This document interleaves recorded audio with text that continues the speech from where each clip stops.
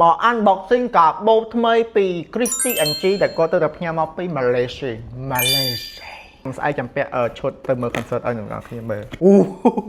វ៉ាស៊ីហនត្រូវចិត្តមកនេះវ៉ាវអូ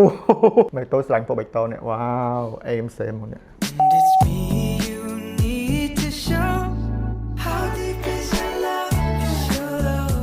ចឹងខ្លួនឯងជួយ rate outfit បងជាមួយនឹងកាបូបបងតិចមើលកាបូបស្អាតប៉ុន្តែមួយឯងដូច K-pop idol យ៉ាងនិយាយទៅតាំងពីបែកជើងហើយសក់នឹងខ្ជូតនិយាយទៅកាបូបមួយឯងស្អាតប៉ុន្តែបែងនឹងខ្ជូតនិយាយទៅតាំងពីក្បាលដល់ចុងជើងគឺនឹងខ្ជូតហ្មងនិយាយទៅស្អាតហ្មងណាកាបូបនឹងស្អាតតែ outfit ពីតអេមមុខអេមនិយាយទៅខ្ជូតសង្ហាអេមហ្មងកាបូបស្អាតតែមេតូចដូចតួកូនមិនដែលខូនពីណាគឺសង្ហាចឹងទេបងលោកខ្ញុំព្រាវ